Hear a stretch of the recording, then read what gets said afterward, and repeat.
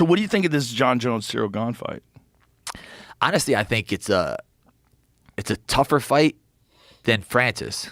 Really? I do. I think that Ciryl Gane, his movement, his footwork, he's so good with his front leg. And for Jon Jones, remember when he came back from OSP, he looked so stiff. Yeah. And that was a time off and putting a lot of muscle on.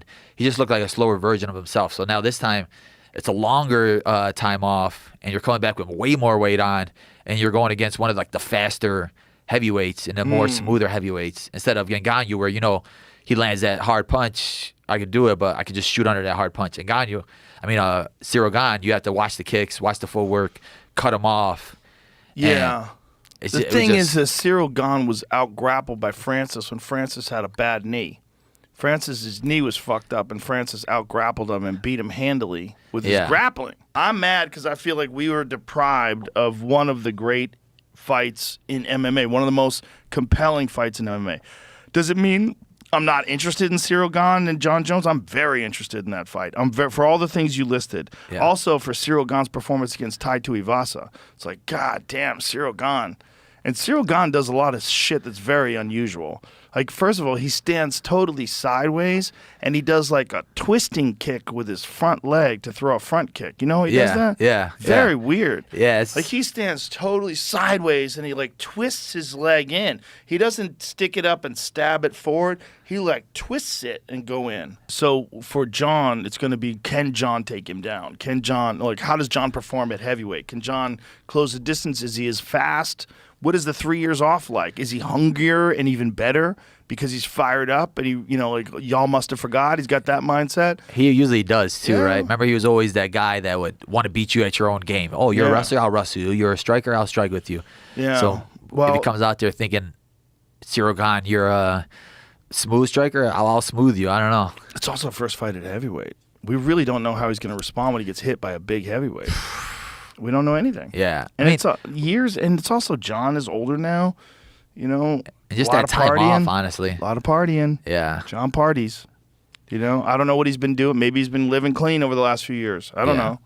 I saw him with Cejudo now, and maybe that Cejudo mindset will help him too. So I like that. I like Cejudo's mindset, and I like that fight ready camp. I think what Henry brings to the table is very unique. His mindset is really incredible, and I talked to Mighty Mouse about it. I had Mighty Mouse on, and Demetrius was saying that like he's so meticulous in his training and how he prepares and plans for things. Yeah, like everything is like very, very focused. I was Dan Ige. He was telling me how he went down there and he's like, I never talked to anybody with kind of like the war mindset as him. It's like he sees it as like a chess match. He breaks it down in that type of way. It's not like, oh, let's just go out there, see red, whatever happens, happens. He's like, no, he does this, this, and this. Even with I had breakfast with him once before the Sean Brady fight, and he was like, let's watch a little tape on him. Let me look up what he does.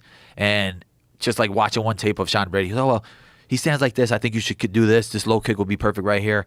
But just seeing how he breaks down, how he talks to people, it just tells me that being a coach and being at his gym, he'll get deeper and deeper and deeper into those little aspects of the fight that a lot of people don't really care about or look at. I know a lot of fighters that they'll never even watch tape of somebody they're going to fight. They're just going there with the mindset of, if I'm in shape and I'm at my best, I'm going to win. Yeah, I think he's one of the great coaches out there. I think Firas Zahabi's probably, he's one of my all-time favorites, if not my favorite. But I think there's just a few guys like that, like Henry Cejudo, that are just like, they're next-level coaches. They just have this mindset. That's the most important thing, I feel like. It's not all about toughness. And I've had coaches that are telling me, like, oh, well, this guy never fought before. Why are you going to think that he's a good coach? But you don't need to be a fighter or that. Some people are just better at understanding and breaking down fights in general than having to go in there and fight. Is Jon in Phoenix now? Is he training down there? He was, I know he was down there. He said he was down there for visiting. Because he was with Jackson Winklejohn. Yeah. They had a falling out, so he left. And then I think he was doing stuff out of his garage, but then now he was down with Cejudo, training down there with them now too. I'm not sure if he's doing his full camp there, but I know he was doing some stuff there. One thing he's done right is put that weight on slowly. Yeah. That's the one thing he's done right, because he's got accustomed to being 255 pounds and walking around real big and heavy. And he looks real big and heavy. He looks like a heavyweight. He doesn't look like a light heavyweight that gained weight. Yeah. He looks like a fucking heavyweight. And I'm wondering who he's sparring with. Because, there's this being in the gym and being who you are, John Jones, there's people like want to see how he is, and a million people are trying to get an inside scoop of, how does he look? How does he look? And we really haven't heard anything like that from any of the little birds on somebody's shoulder or something like that. So I'm wondering if he's actually sparring with anybody, training with anybody, or if he just has that much loyal teammates that are not going to say a word about it until he wants to. I don't know. It's a good question, because if he's going to fight a guy like Ciryl Gane, he really wants to get some movement, some really top flight kickboxers. So, like, who does he have that he can work with like that? You really want... Ciryl is so good at mixing up the kicks and the knees and the punches and the combinations, and he's so light, like the way he stands on the outside. Like, if you're gonna compete against like a guy like that, you got to get some similar looks. And how many similar looks are there out there for a guy that's 245 pounds that could move like that? That moves like Ciryl. Yeah, there's not a lot. Yeah, interesting fight. But here's the problem. Let's say John beats Ciryl Gane, okay? And then John fights Stipe, and John beats Stipe. Then what?